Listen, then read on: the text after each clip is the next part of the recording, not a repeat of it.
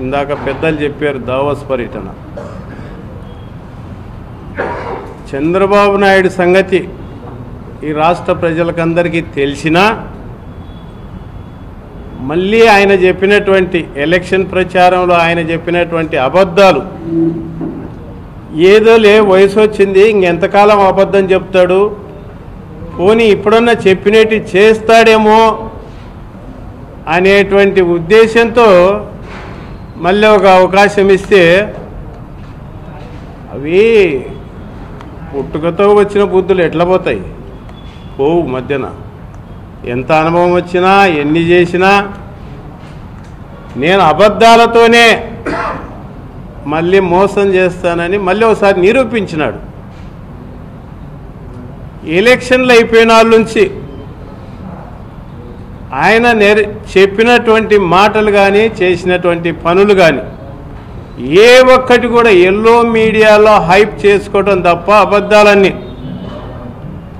ఒక పెన్షన్ ఏమన్నా చేస్తే చేసినాడేమో కానీ అవి కూడా ఇచ్చినట్టే ఇచ్చి ఎలా కోతలు పెట్టాలన్నా పెన్షన్లో అన్నట్టుగా ప్లాన్ల పైన ప్లాన్లు వేసి కోతలకు సిద్ధమైనటువంటి వ్యక్తి చంద్రబాబు నాయుడు.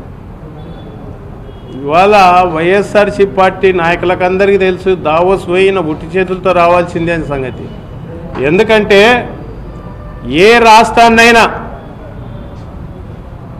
రాజును అనుసరించే రాష్ట్రం పరిపాలన నడుస్తుంటుంది, రాష్ట్ర ప్రజలు ఫాలో అవుతుంటారు.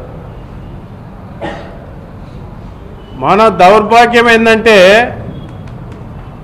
ఇక్కడ రెడ్ బుక్ రాజ్యాంగం మీకు అందరికీ తెలుసు. అంటే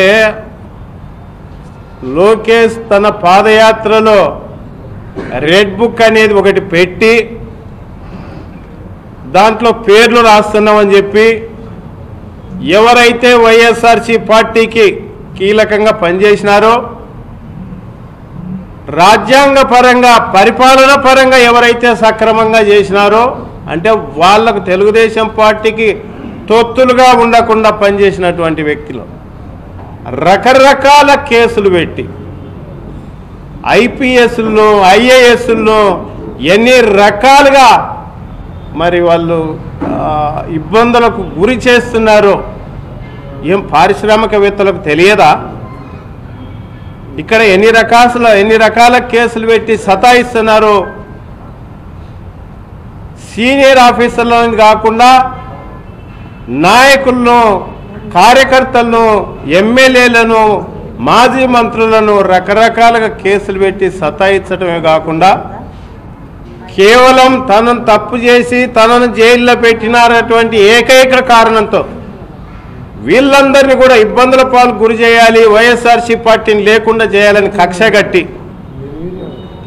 ఎక్కడో పాత కేసును తవ్వి ఆ జత్వాని కేసును సజ్జన్ జిందాల్ లాంటి వ్యక్తులను ఇవాళ 3 లక్షల కోట్ల రూపాయలు పెట్టుబడి ఈ రాష్ట్రంలో పెట్టుబడి పెట్టాల్సినటువంటి వ్యక్తి ఎక్కడో మహారాష్ట్రలో పెడుతున్నాడు. 3 లక్షల కోట్ల రూపాయల పెట్టుబడులు కేవలం మీ నిర్వాహకం వల్ల కదా. పారిశ్రామికవేత్తలు కూడా ఒక 10 మంది కలిసినప్పుడు చర్చకు వస్తుంది కదా. చంద్రబాబు నాయుడు ఎటువంటి వాడు, జగన్మోహన్ రెడ్డి ఎటువంటి వారు, లేదంటే ఇంకో ముఖ్యమంత్రి ఎటువంటి వాడు, ఎక్కడికి పోతే మనకు సేఫ్టీ ఉంటుంది, ఇవన్నీ ఆలోచన చేసుకుంటారు. అక్కడున్న వాతావరణం ఏంది, అక్కడ ఏం పరిస్థితులు, ఏమి రాయితీలు ఇస్తున్నారు పరిశ్రమలు పెట్టడానికి అనేది ఇవన్నీ చర్చించుకుంటారు. అట్లా చర్చించుకొనే ఈ రాష్ట్రానికి ఎవరు రావటానికి సుముఖత చూపలేదు అనే సంగతి మీ దావోస్ పర్యటన వల్ల అర్థమైంది.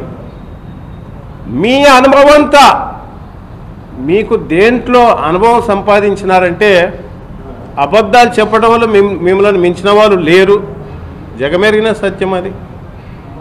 అబద్ధాలు చెప్పడంలో చంద్రబాబు నాయుడిని మించినటువంటి వ్యక్తి లేనే లేరు. దాంట్లో అనుభవం సంపాదించినారు. జనాలను ఎట్ట మాయ చేయొచ్చా అని అనుభవం సంపాదించినారు. ఎట్లా సతాయించొచ్చా ఎక్స్ పార్టీని అవతల పార్టీని అనేది అనుభవం సంపాదించినారు. మీ అనుభవంతో పారిశ్రామికవేత్తలను కూడా ఇవాళ రాకుండా చేయగలిగినారు. అది మీ అనుభవం. ఈ రాష్ట్రము చివరికి మీరంటున్నటువంటి కరోనా టైంలో 2-3 సంవత్సరాలు పూర్తిగా స్తంభించిపోయినటువంటి పరిస్థితులు కూడా జగన్మోహన్ రెడ్డి గారు వెళ్ళి 1,26,000 కోట్లు ఎంఓయూలు తెచ్చినాడే. మనం చేసుకునేటువంటి దౌర్భాగ్యం ఏంటంటే మళ్ళీ జగన్మోహన్ రెడ్డి గారు ముఖ్యమంత్రి అయితే ఇవాళ 10 లక్షలకు పైన ఎంఓయూలు వచ్చిండేటివి. దేశంలో మనం కూడా అగ్రగామిగా ఉండిండే వాళ్ళం. ఇవాళ మీరేమో వెళ్ళే ముందు మీకు అనుకూలంగా ఉన్నటువంటి మీడియా అది జరిగిపోతుంది, ఇది జరిగిపోతుంది, అదిగో 10 లక్షల కోట్లు, ఇదిగో 5 లక్షల కోట్లు, రకరకాలుగా రోజు ఊదింది. ఏమైంది చివరికి? నువ్వు ముఖం చూపించడానికి కూడా సిగ్గుపడి ఆంధ్రప్రదేశ్కు చక్కగా రావటానికి కూడా సిగ్గుపడి ఢిల్లీ చేరుకుంటున్నాడు చంద్రబాబు నాయుడు.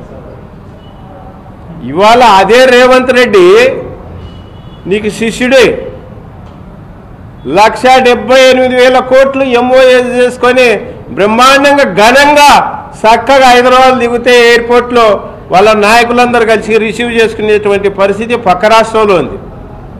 మన రాష్ట్రంలో ఏముందా అంటే ఏం లేదు. రావటానికి ముఖం చాలక ఢిల్లీకి వెళ్ళి దీన్ని ఏదో ఇంకొక రకంగా ఢిల్లీలో వాళ్ళతో మాట్లాడి వీళ్ళతో మాట్లాడి అది చేసినా ఇది చేసినా ఏమేమో చేసినా అని డైవర్షన్ చేయటం కొరకు ఈ ఎత్తుగడ వేస్తున్నావు తప్ప నీ అనుభవానికి ఏదైనా రాష్ట్రానికి ఉపయోగపడేటట్టు చేయండి చంద్రబాబు నాయుడు గారు. ఇంకెంతకాలం మాటలతో మభ్య పెడతారు?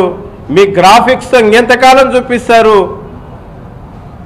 ఇప్పటికే ఈ 6 నెలలు 8 నెలల కాలానికే జనాలకు విసుగు పుట్టిపోయింది మీరు. ఎందుకంటే ఇచ్చిన హామీలు ఒక్కట్లేవు. ఇవాళ ఫీజు రియంబర్స్మెంటే కాదు, అదే జగన్మోహన్ రెడ్డి గారు ఉండింటే నెల నెల వేల కోట్లు ఎక్కడి నుంచి తెచ్చినాడు ఆయన? అప్పో సప్పో ఇంకోటో తెచ్చినాడు తప్ప ప్రతిదీ ప్రజలకు ₹1 అవినీతి లేకుండా అకౌంట్లు వేసి పేద ప్రజలందరూ బాగుపడేటట్టు చేసినాడు తప్ప ఇవాళ మీరు వచ్చిన నుంచి ఏం చేసింది ఏముంది? పోలవరం పూర్తి చేయంటేనేమో గోదావరి నుంచి బొరగచెర్లకు నీళ్ళు అక్కడ చేయటానికి దిక్కు లేదు. ఇప్పటికి నువ్వు ఎప్పుడో టైం ఇచ్చావు. నీ నిర్వాహకం వల్ల జగన్మోహన్ రెడ్డి గారు కూడా మళ్ళీ ఎన్నిక తోలి మళ్ళీ దాన్ని దీనివల్ల ఎన్నికకి వెళ్ళింది తప్ప ఇవాళ వచ్చి కూడాను దాన్ని ఏదో పూర్తి చేయడానికి ప్రయత్నం చేయకుండా మళ్ళీ అదొక డైవర్షన్ అన్నమాట. నదుల అనుసంధానం ఉంటాడు అంటే ఏదో రకంగా ఏ పని జరగదు. ఇప్పుడు మళ్ళీ ప్రజలకందరికీ కూడా అర్థమైపోయింది. ఎప్పుడెప్పుడా మళ్ళీ అవకాశం కొరకు రాష్ట్ర ప్రజలు ఎదురు చూస్తున్నారు. మళ్ళీ ఒకసారి తప్పు చేసినవే మనం చంద్రబాబు నాయుడికి అధికారాన్ని కట్టబెట్టి. ఇది ఆయనకు తెలియని విషయం కాదు, తెలిసి దీన్ని నాటకీయంగా ఇంకొక రకంగా ఎట్లా చెప్తున్నారంటే ఇప్పుడు ఆ కూటమిలో లుకలుకలు మొదలైనవి. ఎందుకంటే లోకేష్ యాడో ఇట్టుంటే పవన్ కళ్యాణ్ ఇట్టున్నాడు ఇద్దరి మధ్యన. దాన్ని భరించలేకపోతున్నారు. వాళ్ళకు మధ్యనే భరించలేకపోతున్నారు. ఎట్లా చంద్రబాబు నాయుడు ఇప్పుడు చేయాల్సిన పని రాష్ట్రం ఏమన్నా అయిపోయి తాను బతికుండగానే కొడుకును ముఖ్యమంత్రి సీట్లో కూర్చోబెట్టాలనేటువంటి ఎత్తుగడ ఇదంతా రాజకీయం. రాష్ట్రం ఏమై ఎందుకంటే తను 10 పైసలంతా చెబితే 10 రూపాయలంతా రాయడానికి తనకు కావాల్సిన మీడియా ఉంది. 1కి 4 చెప్పడానికి 1కి 4 చూపించడానికి కావాల్సినంత ఉంది. ఇప్పుడు ఈ రాష్ట్రం గురించి ఆలోచన అవసరం లే, సీటు గురించి ఆలోచనలే ఉన్నారు వాళ్ళు. ఎట్లోట ఆ లోకేష్ను ఎందుకంటే ఈ డ్రామా అంతా ఏంటంటే ప్రజలే డిమాండ్ చేస్తున్నారు, నాయకులే డిమాండ్ చేస్తున్నారు అనిపించి ఆయన నా సీట్లో కూర్చోబెట్టాలప్ప. ఇది అందరికీ అర్థమైంది ఆ పరిస్థితి. ఈ విషయం అంతా లోకేష్ కూడా ఏమైందంటే ఒరే ఈయన నా తర్వాత వచ్చిన రాజకీయము, ఈయననేమో పవన్ కళ్యాణ్ డిప్యూటీ సీఎం చేసి అంత పైన కూర్చోబెట్టి అందరూ పవన్ కళ్యాణ్ అంటున్నారు, లోకేష్ను మర్చిపోయే పరిస్థితి వచ్చింది అన్నట్టుగా అని చెప్పేసి తాపత్రయపడుతూ వాళ్ళే ఒకరి మించి ఒకరు స్టేట్మెంట్లు, మంత్రులు స్టేట్మెంట్లు ఇస్తారు. ఏమి 4 గోడల మధ్య ఇటు కూర్చొని మీరు డిసైడ్ చేసుకోలేరు, బయటికి మాట్లాడాలా, ఆయన అది చేయండి నేను ఇది చేయండి అని ఒక రాష్ట్ర అధ్యక్షుడు మాట్లాడతాడు, ఒక మంత్రులు మాట్లాడతారు. ఏంటి డ్రామాలంతా నాటకీయమంతా? మీరు అదేదో పాలిట్ బ్యూరోనో ఏదో ఉంది కదా, దాంట్లో ఎందుకు మాట్లాడుకోరు, ఎందుకు డిసైడ్ చేసుకోరు? అది చేయాల్సింది చేసుకోకుండా బయటికి పని కట్టుకొని లీకులు చేయటం అన్నమాట ఇదంతా. కాదు నాయకులందరూ డిమాండ్ చేస్తున్నారు ఈ ఒత్తిడికి తట్టుకలేక అనేది. పవన్ కళ్యాణ్ డౌన్ చేయడం కొరకు ఇవన్నీ చేస్తున్నారు, లోకేష్ను కూర్చోబెట్టడానికి ఈ ఎత్తుగడలన్నీ వేస్తున్నారు, అందరికీ అర్థమవుతుంది.